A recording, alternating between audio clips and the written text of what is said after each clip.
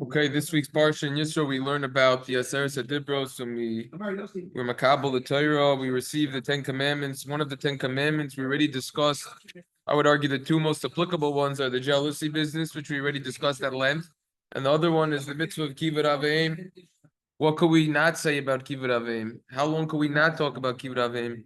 In fact, many years ago, we had a chabura together. I dragged my two uncles and my grandfather in the base medrash in Shari Yashiv, and I got the recordings to prove it on the rabbiblond.com in the Yordeya section. And we learned a lot of Kivud Aveim, siman reish mem in Yordeya, the sugyas at the end of the first parak of Kedushin. Very geshmaka stuff. There's a lot to talk about Kivud Aveim. I mean, what could we not talk about?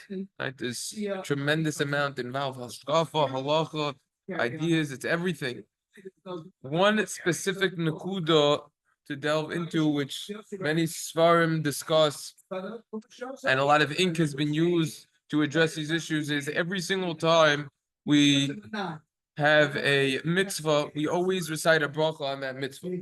So the question is, if we're not going to say a bracha, then the question is why?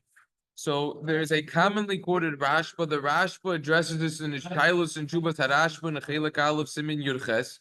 And the Rashba answers that any mitzvah that is dependent upon someone else, we don't make a bracha on. That is the rule that the Rashba teaches us, and this actually reconciles why we don't make a bracha on staka, on chesed that we do, on bikar cholim, on achnasas orchim, etc. That addresses this issue over here.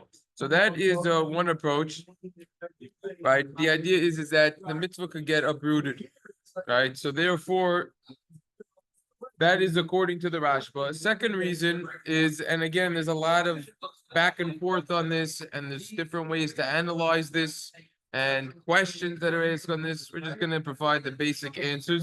The Shilos Veteshuvos Binyamin Zev in Siman Kuf Samach Tes offers another reason to this, and he says like this: we only make a bracha on a mitzvah that we do that basically elevates us and distinguishes us from the other nations of the world. In other words, every single culture in the world, pretty much, they respect their parents. They realize that there's a realize to respect their parents, all right? So the question over here becomes, well, there's no question, but the idea over here is that since everyone honors their parents, it won't be recognizable that we're doing something extra, so to say, and that we're doing it in a holier way. However, so that's basically the second answer as to why we don't make a bracha. With this, we could also explain as to why we don't say a bracha on honoring older people. The answer is because everyone does that. It's actually very funny because apparently in the secular world, they don't really hold so much of honoring older people. And in fact, people don't like being old, which is other reasons that we discussed in the past in the parsha. What parsha was that we discussed that? Something with Avram, one of the parshas. It was Chayesar? Yeah, it was Chayesar. Maybe we discussed it. Maybe by hearing, yeah, when Sarah said I was old. Yeah, maybe. All right, whatever. Al Kopanim, some people refer not to be respected for it, but the truth is that no, is that it's something to be respected for, but we wouldn't say a bracha because it doesn't distinguish us. That is answer number 2. Answer number 3 is the Pachad Yitzchak, who says that no. He says an idea which we know that we have 2 general categories of mitzvahs. We have Bein Adam L'Makom and Bein Adam L'Chaveru. Mitzvahs that are between us and Makom and Hashem, and mitzvahs which are between us and other men. Just as a side point, I'm going to Kamaisa on this, which we discussed somewhere in the past on the Sukkot recordings, which is that there was once a story of an individual who went and he wanted to buy a very nice esrog, a very expensive esrog. So he left his house and he traveled out of his small village to go to a big city to look for a perfect esrog. And then lo and behold, he found the perfect esrog. He took all of his savings that he had and he bought the beautiful esrog. He comes home and he says, "Oh, my wife is going to be so excited that I bought this beautiful Mohuder esrog." And he on the way home, he goes, "Oh my gosh, I am so hungry. This trip is just so long." So he cuts open the esrog and he eats half of it. And he's, that was delicious. That was great. He comes home, he shows the the esrog to his wife. She goes, "What is this?" She goes, "What do you mean? This is an esrog. This is an esrog. This is a half an esrog. This is worthless." She says, "What do you mean? It's worth half the price. It's a half of an esrog. I was starving to death. I didn't want to die." She said, "You fool! A half an esrog is worthless. You need the whole esrog. It could be the nicest esrog in the world, but it's better to have a full esrog, which is cheap, than the most expensive esrog in the world. That's half an esrog. It's puzzle gamma. You can't use it for the dalamine for sukkahs. You can't use it. It doesn't count." The idea is, explains the Chafetz Chaim, that if a person only has Bein Adam L'Makom but doesn't have Bein Adam L'Chavero, you're worthless. If you only have Bein Adam L'Makom, you don't have Bein Adam L'Chavero, you're worthless. Person has to have both. That's why it's an idea. A lot of people who are less religious, they might have very good Bein Adam L'Chavero, where they act nice towards other people, at least the way that they think they should act. They don't actually know how because they don't learn Torah properly, which really teaches us the proper way to act. But anyways, they have no, between them and Hashem, they're not religious. It's worthless. I mean, it's worth something, but it's not worth much. However, other people sometimes they get so focused on the Bein Adam L'Chavero that on the Bein Adam L'Makom, between them and Hashem, that they completely forget about basic things between them and other people. They're so focused on just Torah, Tefillah, whatever it is, that they're ignoring basic necessities for the family and other things which are vital. So that's something to think about. So we have two categories. So the idea over here is that what? Is that in category 1, we say berachos on Bein Adam L'Makom. Category 2, when we have mitzvahs between us and other people, then we do not say a bracha on that. With this we could explain why we don't say a bracha again on staka, acts of kindness that we do. We don't say a bracha, such as etc. Same exact idea. We only say brachas on mitzvahs that are between us and other people. The Rambam writes in Hilchos Brachos in Perek Aleph Halacha Beis, any mitzvah between us and Hashem, whether it's a mitzvah that is not an obligation, or whether it's a mitzvah that's an obligation, mavarach aleim koydem l'asiyah. So we make a bracha on it before we perform the mitzvah, which is based on a Gemara in Psachim on Daf Avim Yehuda that a person makes a bracha over l'asiyah. And the Gemara talks about make the bracha before the mitzvah. And the Gemara over there goes into why we say it before. Anyways, comes the Beis Yosef, and he makes a diak, an inference from the Rambam. And he says the Rambam specifically said that what kol mitzvahs aseh shebein adam l'makom, any mitzvah between us and Hashem, that we make a bracha on. Says the Beis Yosef that what, however, conversely, if it's a mitzvah between us and other people, for example, staka vikedoimes, says the Beis Yosef, and the like, then we would not say a bracha on it. So with this, we could reconcile why we don't say a bracha on kivud aveim. Why? Because it's bein adam lechavero. That is going to be reason 3, right? When the Beis Yosef says vikedoime and similar, he could very well be referring to kivud aveim and other mitzvahs as well. It should be pointed out as a side point. There's a massive discussion if the mitzvah of kivud aveim is bein adam lechavero or is it bein adam lemakom. Ask your average Orthodox Jew, they'll say, "What's the shaila?" For sure, it's bein adam lechavero. It's actually not so simple at all. And what is the reason for the mitzvah of kivud aveim? It depends on that. To be makir tov, to how do you say makir tov in English? To recognize the good, to be grateful, appreciate it, right? Gratitude, right? So that's the idea. Anyways, that's a whole other separate chakira. But look, we can't learn the whole kivud aveim in a half an hour. It takes a lifetime to learn that.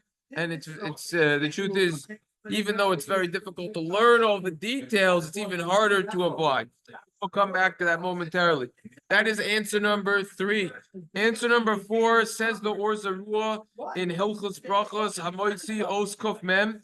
He writes, this is the general rule that I'm going to tell you with brachos.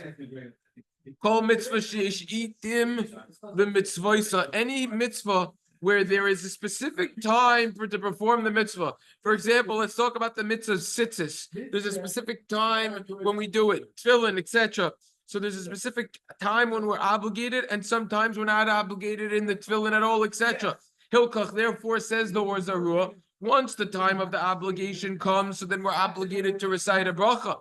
However, those mitzvahs that we're always obligated in, and there's no time that we can exempt ourselves from them, For example, says the words of the Ruach, the mitzvah of kivud abayim, which is a constant mitzvah. So then we cannot say a bracha on them. Why? Because we're always obligated it, and therefore we might not have that same endearment and love towards this mitzvah. In other words, something that a person gets used to, he's not going to be doing the same way as if he does it from time to time. Think about it. Even just think about sukkahs for a minute. When a person shakes those daled minim for the first time, he's so excited and so happy. But what about after? When a bacher puts on tefillin for the first time by his bar mitzvah, he's so happy. Halavai, we should have the same simcha as the first time that we put on the tefillin every single day. The problem is, on Noshim Malumda, we get used to it, hergel.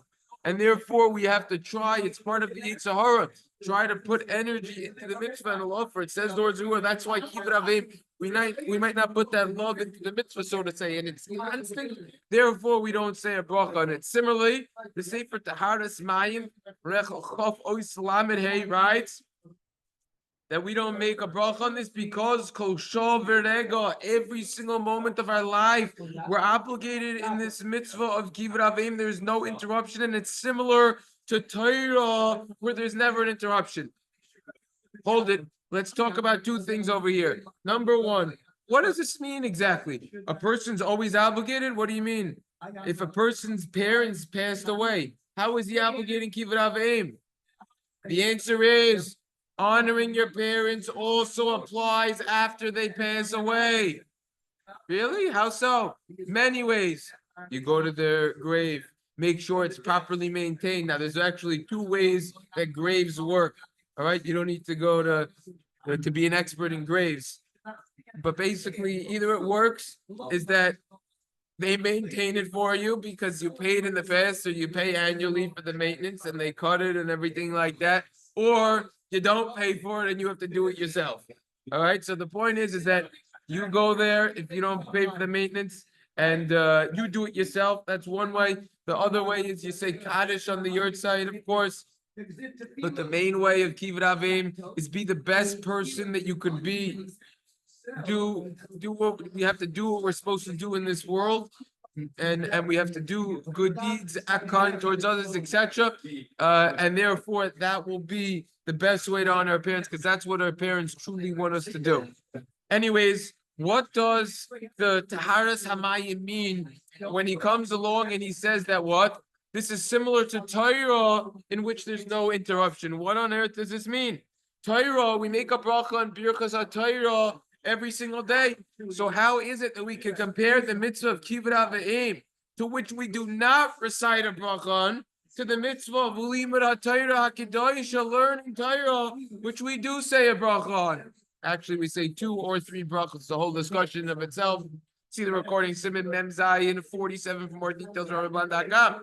Anyways, the answer is, when a person sleeps at night, he diverts his mind. One explanation is he diverts his mind from the learning. Conversely, when it comes to kivud avim, he doesn't divert his mind from the mitzvah, because it's possible that while he's sleeping, he'll get woken up to perform the mitzvah of kivud avim. So therefore, since there's no interruption, you would make a bracha on this, right? I don't know. I think that answer is questionable for a few reasons. Firstly, when I got woken up at 3:30 in the morning last night from one of my kids crying, I mean, my mind was certainly diverted from my kids when I was sleeping. I woke up, I said, what's going on? Is it morning already? It's dark outside. What's going on over here? Oh, no, one of the kids again. Right? So the idea is my mind was certainly diverted over there. So I don't know. So I think it's questionable in that regard. Furthermore, I think that this is highly questionable based on a Tosfos in Maseches Berachos on Yud Aleph Amud Beis. Tosfos over there asks a fundamental question, which is, what is the idea over here as to when a person leaves the sukkah? If someone was already eating in the sukkah, right? So they made a bracha and then they made a leishe b'sukkah. So now if they're going to leave the sukkah and come back, they need to say a new bracha. What's the difference between that and a person who learns, let's say a guy wakes up at 5 in the morning to have a morning seder 2 hours before he davens at the 7 o'clock minyan. He goes to the 7 o'clock minyan after learning for 2 hours, and then he goes off to work for the next 8 hours. So when he comes back home at night and he goes to the base medrash from 7:30 to 10 o'clock for another 2.5 hours seder, let's say. So now is he going to say new berachos Torah? No, he's covered from the original berachos Torah. Oh, I asked Tosfos, what's the difference between that and the case of sukkah? When the guy left the sukkah over here, so then what? He needs to make a new bracha, even if he comes back 2-3 hours later. So why, when it comes to sukkah, I asked Tosfos, does he need to say new bracha? But Torah does it. So Tosfos basically answers no, because the Torah you never give up on it. You don't like basically divert your mind from it. It's always on your mind. Now there's a few explanations what that means, right? One idea is that you're applying Torah and the halachas, but the simple explanation is you're always having in your mind, oh, when am I going to get back into the base medrash? When am I going to be able to learn more Torah Kedusha? So based on that, I think that this is at least a very strong question as to why we wouldn't make a bracha according to this answer with the kibbud avim. Why? Because the kibbud avim and Torah, they're really all constant. Anyways, so that is going to be answer number 4. Answer number 5 is actually discussed by the Shilos Veteshuvos Mahari El Ghazi at the end of Siman Yud Dalid, as well as in his Sefer Shlomo Torah and Parshas Yisro. And he comes along and he says like this: because of the seriousness and the chomer, the severity of this mitzvah, they did not establish to say a bracha on kibbud avim. Why? Because we might think that we properly fulfilled this mitzvah, just like we might think, right, that we did a lot of things proper. But the truth is, nothing could be further from the truth in this regard. We didn't fulfill this mitzvah properly. We think that we already did this. We think that we honored our parents properly, but it's really not true. The truth is that not only did we not properly fulfill this mitzvah, but we didn't even fulfill half of what we had to do, right? We find the similar idea that Rabbi Tarfon said that they said about Rabbi Tarfon. The Gemara in Kedushin relates that Rabbi Tarfon, when he would put his 2 hands under his mother's feet so she could walk on them until she would reach her bed, so that her feet wouldn't get dirty, whatever it is. And he would do other things. He would like use his body, like stand on his 2 feet, and then put his hands on the floor and keep his back flat so his mother could use his back as a footrest, right? And you know what they said about that? The rabbi said to Rabbi Tarfon, you didn't even reach the halfway point of the type of honor that the Torah discusses that we need to give our parents, not even halfway, right? So therefore, to the extent that Rabbi Yochanan has a very profound statement, fortunate is someone who never saw his parents. Why? The answer is because someone whose parents die from the time he's already born, such as Abaye, right? So in that situation, he doesn't need to worry about performing the mitzvah of kibbud avim improperly, honoring his parents improperly. It's easier this way, so to say, from a perspective. So therefore, this is the idea. So now comes out that based on this idea, how could we say a bracha? How could we say a bracha on something that we're not properly doing? In fact, if someone would say a bracha, that wouldn't even be considered a bracha. That would be considered like almost a disgrace. And therefore, they didn't establish a bracha because the rabbis, they went down to the end of our thoughts, which is that we can't come to it properly. We can't fulfill kibbud avim properly. And therefore, that's another reason as to why we wouldn't say a bracha on kibbud avim. Reason number 6 is offered by the State Chemed in the Marechas Brachos at the end of the Os Tez Zayin. And the State Chemed over there says a very beautiful idea. He quotes the Maaseh Avram, and he says like this: if there would be a bracha on kibbud avim, there would be one major technical issue which comes up in a minority of scenarios, which is a mamzar. A mamzar is someone who is born from an illegitimate marriage. And if we would say that we would be obligated to recite a bracha on honoring our parents, so then there would be an issue of a mamzar saying a bracha, because he was born in illegitimate way from an illegitimate relations, and therefore that would be considered a mitzvah haba be'avera, a mitzvah that came through sinning, which we know that not only does one not fulfill his obligation of the mitzvah, but if he recited a bracha on that, it would actually, in fact, be a bracha in vain. And therefore, this is why they didn't establish a bracha on hashavos hagezel, right? On returning something that is stolen, because it is a mitzvah haba be'avera. So therefore, since when it comes to a mamzer, it's not shaykh, it's not applicable. We can't say that now we could recite a bracha that a mamzer could recite a bracha on kibbud avim. Therefore, it was also established that a bracha won't be recited on a birth from a regular marriage. Why? Loy plug rabbanon. The rabbis didn't differentiate. When the rabbis said that we're not going to do this for reason X, even if reason X doesn't apply and only reason Y applies, still we do not say a bracha. This is actually brought down in many places. And the idea is why we don't say a bracha. This is why, just very briefly, when it comes to the mitzvah of netilas yadayim, you ever notice why do we make the bracha after we washed our hands and not before? After all, we already learned, the Gemara teaches us every single bracha precedes the mitzvah. So why then by netilas yadayim is the bracha after the mitzvah? Very simple. The case of netilas yadayim is what? Let's say a person just came out of the restroom. So he's going to be unable to recite the bracha after washing his hands, right? Because his hands are dirty. He can't say the bracha then, right? So he can't say the bracha, right? Also, so therefore, because of that one case, also because of that one case, they always establish that the bracha is going to be after, because of that one case by someone who's coming to convert. Right? So when does he make the bracha? Well, he can't make the bracha before he goes into the mikvah because he's not a Jew yet, right? So he makes the bracha after the mikvah. So therefore, because of that one case of that you make the bracha after the mikvah, therefore the bracha is always made after the mikvah. Men, we don't make brachas nowadays anyways, but for women, right? They actually have a whole discussion what they do. It's a whole shla over there. Brought in your day and siman reish over there.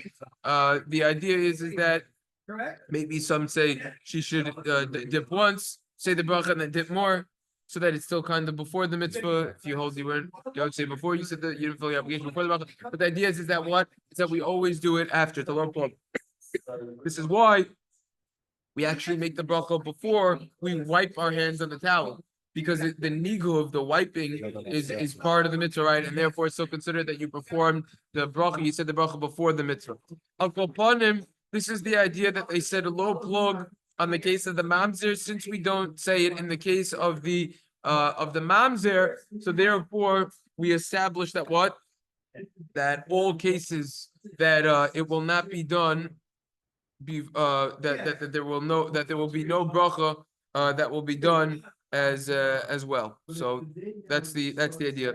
Another answer is that kibbud avim is especially split up into two categories. All right, you have what answer are we up to? I'm losing track. Right. Okay, 7. Answer number 7. So, I think it's 7 too. 1, 2, 3, 4. You go over them one more time. 5, 6. Yeah, this is gonna be 7. What, to recap them? Yeah, maybe we'll try. So so this is answer number 7 over here. You know what? I'm gonna send you an email. Type it up, send you an email. A brief recap. That's what I'm gonna do. I'm gonna send the notes off for Rachel. I forgot to send that. I've been busy. Okay. Another answer is there are two categories of the halachas of honoring parents are split up into two categories. Most people don't realize this. But there are two categories which have very practical and fundamental halachic ramifications based on which category the specific halacha of honoring parents fits into. One of the categories is moira, which means fearing the parents. And fearing the parents is more of something that could very well be like thoughts and in the heart, and we're gonna come into this a little bit more. So therefore, it's more like sheva al tase, right? Passive, and therefore we wouldn't say a bracha because of that reason. All right. So that is the idea. Another potential idea is that on something that doesn't have an act, we don't make a bracha on. All right. So that could be another idea. Let's just go into this idea a little bit more, and for another answer over here on this, and that is as follows. There's a very important. This is also almost like an introduction to the ideas of kibbud avim. A very important Sefer Charedim in Perek Tes Os Lamed. He says like this, that the mitzvah of kibbud avim could be performed essentially in three ways. By thinking about it, thoughts, even our thoughts matter. Hashem knows what we think. Yes, that is exactly what Choivos Halavavos, the whole Sefer, is about. What are we thinking? Our thoughts matter incredibly. Number one is our dibor, our speech verbally. That's another way of fulfilling kibbud avim in many ways, shapes, and forms. And then thirdly, maisa, our actions. When we bring a parent a cup of water, which is the quintessential way of fulfilling, honoring our parents. So therefore, since we're going to fulfill this mitzvah by thinking, it's impossible to make a bracha on something that is only dependent upon a thought. Why? Devarim shebalev einan devarim, something that we think doesn't have a substance, so to say. It's not tangible. Rachmana liba boy. Hashem wants our heart. Hashem needs our heart. But what? The main way, and what? And the main way of fulfilling the mitzvah of kibbud avim is our heart. It's all about the heart. It's all about our thoughts. However, you can't make a bracha on that. Right? Since we're saying that the main part of kibbud avim is essentially the thoughts, you can't say a bracha on thoughts. Oh, so wait a second. Oh, very good. You can't say a bracha on thoughts. But why don't we just say a bracha before we verbally honor our parents? Before we do an act for our parents? Why don't we say a bracha then and there? Explains the Sefer Charedim, you can't. Because sometimes the way to fulfill this mitzvah is only by thinking. Right now, my mother's been in Florida for weeks. I'm thinking about how could I possibly perform kibbud avim. I'm definitely not interested in going to Florida, so I'm not going to go there. I'm definitely not obligated to go, right? So how can I do kibbud avim? What can I do? I'm thinking of various methods. What can I do? Oh, since it's just thinking, that's the way of how I'm fulfilling the mitzvah right now. You don't say a bracha. Oh, if I don't say a bracha, I'm thinking low plug. The rabbis didn't differentiate and said, since you don't say a bracha on thinking, which by the way is the main way of kibbud avim, so to say, because everything starts from a thought. You're not going to think, you're never going to do squat. You got to think right. So therefore, that's why I'm not going to say a bracha. And that's the other approach. Yeah. Wait, why isn't the Rav? Yeah. Wait, why isn't it possible that the Rav's not obligated to go to Florida? Why? Oh, excellent question. That's more of a halachic question because let's say your mother wants to sponsor you or whatever. Yeah, no, that's another shiloh. Kibbud avim, that's so you're asking two shilohs. First of all, kibbud avim, typically general halacha is it doesn't need to come out of the children's pocket. Doesn't need to take money out of their wallet. That's one point. Number two is going there is a whole discussion. The poskim say something like that, which requires a lot of time and effort. If the parents, right, like my mother, she's not, she's not like 90 years old. You know what I'm saying? So she doesn't need help in terms of how she could function. She's videoing me on a bike. You know what I'm saying? So she's biking with, summer clothing. What? You're married and you have a family. Yeah, the main thing is it's the bittel's man. It's a waste of time, so to say. It takes time. Waste chas v'shalom for kibbud avim. But how do should need my help, right? Anyways, all right. How do we judge that? How do we judge that though? You can say that. How do we judge? How do we judge Bittel's man? You gotta talk closer to the phone. We can't hear you. How do you judge Bittel's man? If your mother asks you to come for 2 days, Something like this requires would be a 10-hour round trip with the packing, with the going to the airport. All right, but you're It's they talk about it's a good Reish Mem Shalom Yirtzeh Hashem. One day we're gonna learn Hilchos Kibbut Avim properly in Reish Mem. Problem is it's gonna take us a long time. That's a good thing though. That's not a problem. But we're gonna get it. It's very. I feel like it's something that's very relevant. The world needs to know about it, and I feel like there aren't like shiurim, like hundreds of shiurim that are public, that are on Kibbut Avim, in depth, covering the nitty gritty halachas, and it's really needed. But anyways, what? Yeah, no, there are books wrote on. There's svarim. At home, I have over 10. But in terms of good quality shiurim that talk about the practical halachas and everything, that's something else. All right. Anyways, comes along. How much time do you have left before we get out of here? 8 minutes. Okay. Comes along the Shevet Alevi. In the Shilos Veteshuvos and chalek Beis siman Kuf Yud Aleph Osal, he basically brings the Rashba that we saw before, any mitzvah that's dependent upon somewhere else, and then he cites a Vilna Gaon and Orach Chaim Siman Ches, who says that we don't make a beracha on this mitzvah because maybe the parent's going to reject it. They're going to say, "What do you mean? What took you so long to get to Florida? Go back to New York, etc." They're going to reject it. What took you so long to bring the water? I'm thirsty over here. I'm dying of dehydration almost. What's going on over here? Throw it back at your face. So that's basically another idea over there. Now, let's delve into what happens if they accept the mitzvah? Yamin said above. He said like this, that all the nations of the world, excuse me, everyone essentially performs this mitzvah, and therefore you can't make a beracha. Why? Because we only make a beracha on something that we're elevated on and that we do that's extra, so to say. So now comes along the Shevet Alevi and says, wait a second. You got to look into that. On the contrary, since we fulfill this mitzvah, because Hashem commanded us to do so, right? So therefore we should say a beracha, because we're doing it as a mitzvah, not like other nations. In other words, like this. Right? Another commandment in this parsha is a pretty important commandment, I would say. If it's not fulfilled, we might run into issues, which is lo tirtzach. Don't kill people. If people were killing people all over the place, we would have issues. Right? So now, there's two reasons as to why we shouldn't kill people. The basic reason is, well, if everyone's going to be killing everyone, society isn't going to be able to function. That's going to be the basic reason over there. Now, the reason that we know is that no, the Torah commanded not to kill people. Therefore, we don't kill people for no reason. Right? Now, the same thing with Kibbut Avim. Why do we honor our parents? Well, your average person in the world would say, it's basic gratitude that I need to give to my parents. After all, I would be dead had it not been for my parents. I wouldn't be in this world, on this planet. We say, no, we have to honor our parents. Why? Because this is what Hashem said so. This is what the Torah HaKadosh says, which, by the way, has a lot of ramifications. Not everyone realizes. Kibbut Avim isn't just doing what you think is honoring your parents. There's a lot of shilos, complex shilos that come up. Your parent says, oh, get me cocaine. You listen to them, that's harmful for them. You got to know what to do.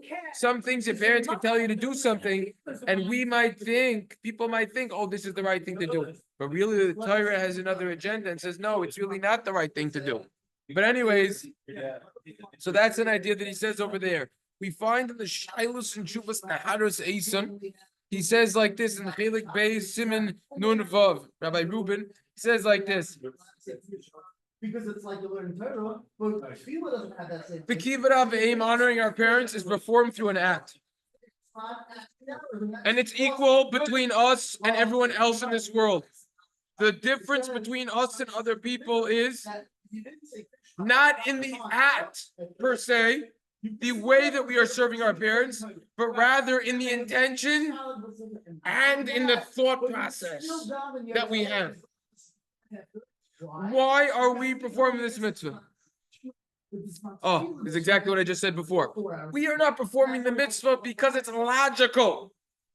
Because remember, if we're just going to perform mitzvahs because it's logical, then we're going to pick and choose whatever we want. Oh, this mitzvah is illogical. I enjoy this. I'm going to do it. That is illogical due to my limited comprehension. So therefore, I'm not going to do it. No. We have to perform this mitzvah because Hashem said so. And through that thought process that we have, we will sanctify and elevate the act that we are doing with this mitzvah. Excellent. Okay, good. Only when we have this proper thought that we're doing it because Hashem said so, is it then shaykh? Could it be applicable to then say that we could recite a bracha? So since everything depends on our thoughts and our intentions, our machshava and our kavanah, we're worried that perhaps one will not have the proper thoughts about this matter. And therefore the bracha that we would have recited would be a bracha in vain, it would be a bracha of atala. Therefore, they did not enact the same bracha on this mitzvah at all. And this could very well be the intention of the Shilos Jews Binyamin Zev, who said that what? We only say a bracha on a mitzvah on something that we do, which is different than everyone else in this world. Right? Not just on the thought that we might not have the right kavanah. So therefore, it'd be a bracha in vain. So that is around 10 different reasons as to why we don't say a bracha on a kibbud avim. Very brief recap. I typed up some of these already as a brief recap on these. So I'm just going to give a brief recap of what I typed up. All right, this is going to take 1 minute. And just find this over here. Yeah. Reason number one, the Rashba, is that it's dependent upon somewhere else. We don't say a bracha. Reason number two, the Binyamin Zev, we only make a bracha on something that we do that is different from other nations in the world. A lot on that. Pachad Yitzchak, mitzvah that's between man and man, we don't say a bracha on. Or Zerua, something that is a constant obligation, we don't say a bracha on, which was also highly questionable. Mahari al-Ghazi says we don't say bracha on something that wasn't done properly. Who said that we did this properly? Another reason, Sedei Chemed, we don't say bracha when there's a mamzar, illegitimate birth mitzvah above averos. Then so too all cases. Sefer Charedim, thoughts, and there were several alternations of this answer and tweaks of this answer involving thoughts. If it's involving thoughts, you don't say a bracha. Shevet Alevi, maybe the parent might not accept the servitude. So those are 8 reasons, and then there were some like deviations of the reason of the thoughts. So those are basically over 10 different reasons as to why we don't say brachos on kibbud avim. Yeah. Okay. Yeah. Good. I told him 10. The thing about the mamzar mitzvah above avera. Yeah. Usually say mitzvah above avera is, So let's just over here. let's say, a stolen lulav. Let's start. Right? Yeah. Okay.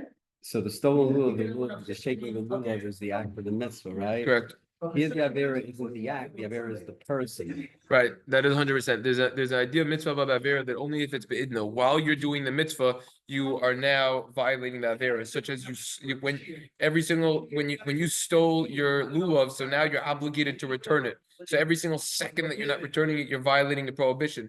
So that's when you're not going to fulfill your obligation. But the kibbud avim, the guy he's always, I say he's a shtick avera. Yeah, you shtick avera. Yeah, it's questionable. That's a question on that answer. A lot of these reasons have questions. And by the way, you could spend 10 hours learning about this. That's why we don't say bracha. There's a lot of deep yisoidus over here. Number one. Number two is that it applies to all mitzvahs. So, what we're recapping over here in a half an hour over 10 reasons why you don't say a bracha and kibbud avim. There's a lot more to research. To the mitzvah, was that a reason? Yeah, that was also potentially no limit. Yeah, because of time. Yeah, the Orzarua time. Yeah, maybe no limit. Yeah. Why is there no bracha on Sipur Yitzias Mitzrayim? Right. So I thought I heard one of the answers to that is that there's no limit. Could be it's limitless. That would be similar, right? That was the Orzarua was saying that there's no time, there's no limit. It's kind of a tweak of the Orzarua.